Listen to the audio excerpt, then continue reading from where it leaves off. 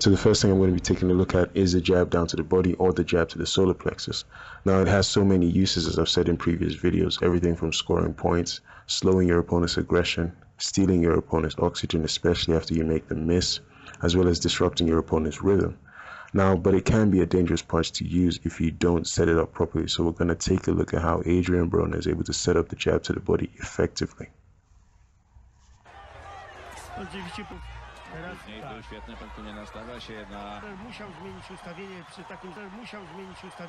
Okay, so let's take a look at this. First, we notice Adrien Broner maintains eye contact with Emmanuel Taylor. That's the first thing we see.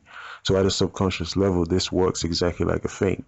See, the eye contact acts as the deception, which allows Adrien Broner to land the jab down to the body. So we're going to take another look at this. Again, we see Broner still making eye contact with Taylor. At no point does Broner break this eye contact with Emmanuel Taylor until he shoots the jab down to the body. And therefore, Emmanuel Taylor is expecting something to the head and not to the body. There you see the jab down to the body. Again, watch how he maintains eye contact and then shoots the jab. Now notice how the eye contact actually makes Taylor go into a high guard defense with the intent of protecting his head. He lifts up his defense. Now this allows Broner to shoot the jab down to the body, basically without any fear of a response from Emmanuel Taylor.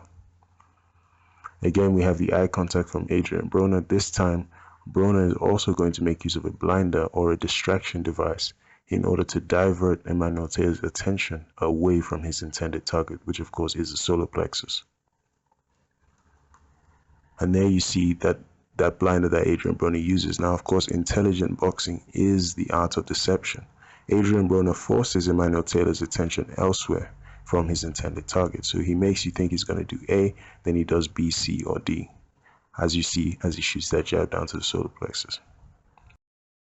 Alright, so staying on the topic of the jab down to the body, now we're going to take a look at the fact that this can be an effective way to actually create the opening for a straight right hand, right or left hooks, and even uppercuts. Of course, this is because the jab to the body tends to bend your opponent's upper body forward towards you and can therefore make your opponent lean directly into your offense, as we're going to see.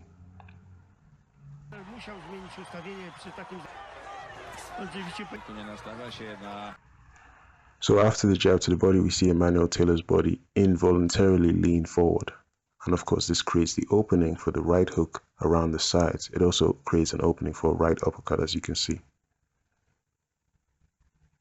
And again, after the jab to the body, we see the opening for the left hook around the high guard defense. See how Broner can land that left hook around the sides. Right there. Overshot. Blind it with the right hand. The right hand out there. That's a blind. Yeah. That's a blind. That's a blind. What? That's a blind. Yeah. That's a blind. That's a blind.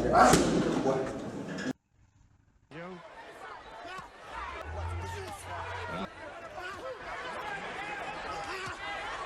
Wysoka garda i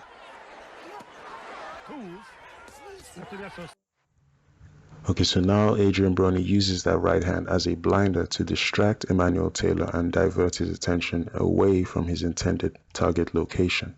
Now, when you want to land a specific punch, it can be helpful to first create a distraction. And now off of the distraction, we see Broner land the left hook down to the body. Notice that by using the blinder, Emmanuel Taylor actually covers up and therefore exposes the right side of his body, therefore allowing Broner to actually land the left hook down to the body.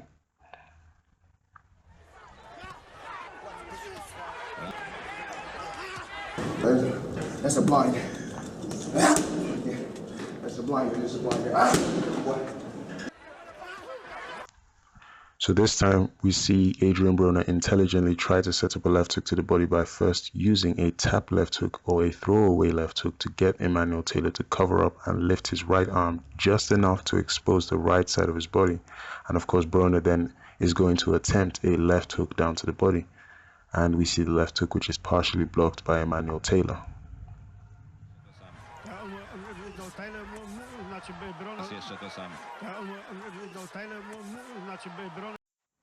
Alright, so now let's take a look at this instance to slow it down. First we see Broner cause a distraction, then we see him feint the right uppercut, then we see him shoot a throwaway right uppercut to the body, Now he sits down in this right uppercut, which misses, and of course hooks work very well off of uppercuts. So we see the left hook and then the right hand right through the middle of his defense. Beautiful punching from Adrien Broner. We're going to take a look at this again. Watch how Broner causes the distraction, touches the gloves, feints the right uppercut, throwaway right uppercut to the body. Now he really starts sitting down in his punches. You see the hook and you see the right hand. Beautiful from Adrien Broner.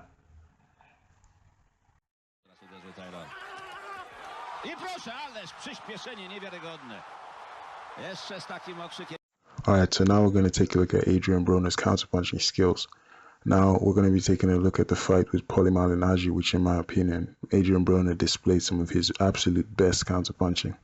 Broner has a great sense of timing, as well as his speed on the counter is very, very impressive, including the fact that he's able to throw very short, sharp, and accurate punches on the inside. So much, he's just had trouble making, as we see a lot with Mayweather. Everything to step up to. This is it. This is his max. Broner looking for that opening. Paulie pouring with that jab, and there's a short little uppercut. Paulie keeps throwing, gets hit with another right hand. He comes in with a bigger shot. But Paulie came back with his right hand right on the chin. Paulie takes a good shot. There's a good uppercut by Broner, good right hand by Broner. Malignaggi walked through it and then takes another big uppercut. On Paulie for this round. Yeah, but Broner later. Broner won the round though. Broner wants to try, and the thing that Broner has done is he's taken the crowd. Paulie just got him in the corner trying to do some damage. Nice right hand by Broner. Paulie. One of the key reasons why Paulie Malignaggi was consistently being countered by Adrien Broner is simply because Paulie kept on punching to the same location. In other words, most of Paulie Malignaggi's offense was either to the chest or to the arms of Adrien Broner. And this, of course, was because Paulie found it difficult to land to the head, and so resorted to punching to the chest and to the arms. And there we see Broner counter over the top. Now, there's nothing wrong with punching to the chest of your opponent. The problem comes if you don't vary your offense. Paulie Malignaggi refused to vary his offense, and this simply allows Broner to constantly counterpunch over the top of Paulie Malignaggi's offense, because Paulie was punching to the exact same location for most of the fight. Now look how all of those punches are to the chest or to the arms of Broner, and Broner is able to just counter over the top with the right hand. Once again, notice that Paulie's jab is chest high. Again, you should use the jab to the chest of your opponent, but you should not be predictable. Vary the jab from the head to the chest to the shoulders to the gloves. That is how you maximize the jab.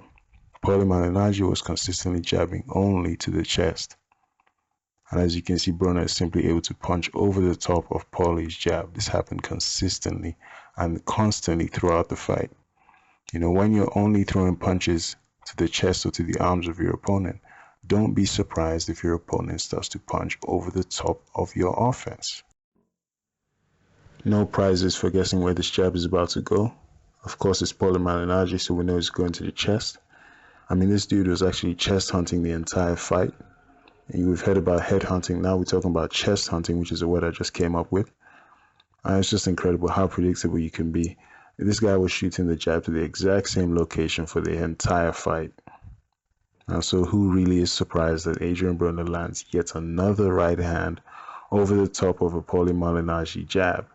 If Paulie had simply mixed up and varied the different types of jabs he was throwing in this fight, he would have had a much closer fight, and he wouldn't have been tagged with so many counter right hands. But of course, Adrien Broner could see absolutely everything. Easy night for Adrien Broner. And here we see Broner's backing up Paulie. He's walking him down. Paulie Malignaggi stops and tries to come back. Everything is chest high. Everything is just unbelievable. Once again, you see Paulie backing up. He stops, gives away the fact he's about to punch. Once again, as soon as Paulie stops, he gives away the fact he's about to punch. All right, he's about to come back with something. He shoots his jab. I mean, once again, it's countered. Yet again, Paulie is punching at the chest level, or he's punching to the arms. I mean, he didn't mix up anything. He kept doing the same thing. Broner's field of vision was never even ever disturbed for 1 second. So, you know, it's just unbelievable. And I mean, what can you say? And of course, more right hands for the entire fight. It's very hard to believe the number of right hands Malignaggi actually took in this fight. Even harder to believe that nobody in his corner team had any idea what was going on in this fight. Now pay attention to where Paulie's jab is going to go. I think everybody already knows where, but just pay attention. Once again, we see the exact same thing. He never ever does anything different. And of course, what does Adrien Broner do? All he has to do is just punch over the top of Paulie Malignaggi. It couldn't be any simpler, really. You couldn't make it any more simple. You couldn't make it any more simple. Good left hook by Malignaggi, trying to catch him with one here. Broner shaking and baking. Put his hands behind his back. Please make sure you click the red button to subscribe to my channel if you already haven't. Then check out some of my previous videos, or you could check out one of my more popular videos right now. Or you could do absolutely nothing and go out to the outro music. Let's get it. Know a couple niggas that's down the ride for a homicide when it's drama time. Run up on a nigga with the llamas flying, leave his loved ones all traumatized.